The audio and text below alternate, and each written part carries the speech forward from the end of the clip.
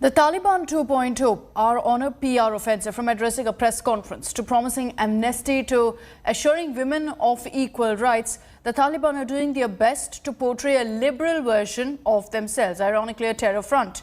But the ground reality is far from what they're trying to portray. And probably it's not the ideology, but the use of the communication tools that's changed for the Taliban in 2021. We would like to assure them that there's not going to be any discrimination against women, but of course within the frameworks that we have. زودتر ادعا دولتی بیشتر فعال خواهد شد. تمام کارمندا خواهد آمدن با شمول اوناس ان شاء الله بخشای مختلفی که برشان تعیین است یا قوانین اسلام و شریعت اجازه میده. Say there's nothing to feel good about the terrorist group.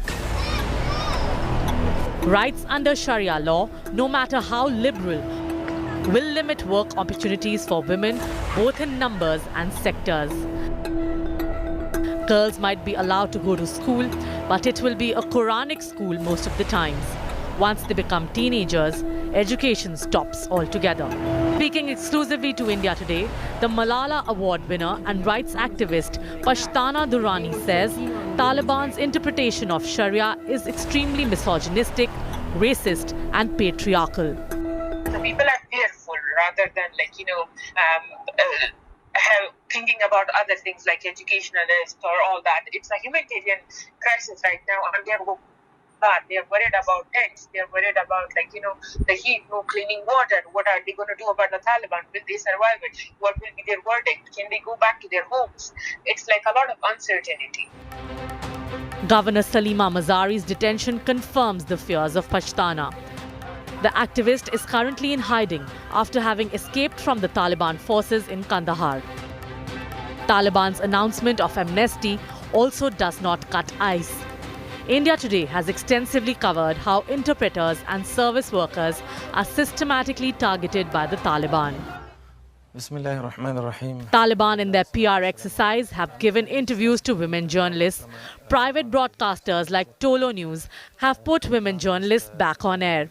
But on the other hand, they have replaced women anchors with men government-run channels.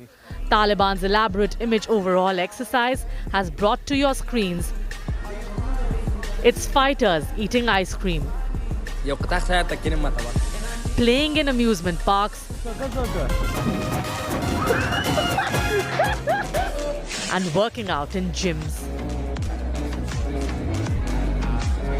They even tweeted an image of girls on their way to school on August 16th, though a majority of schools are yet to open in Afghanistan.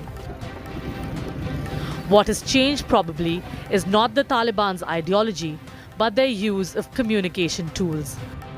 From social media to mainstream media, the Taliban are on a charm offensive.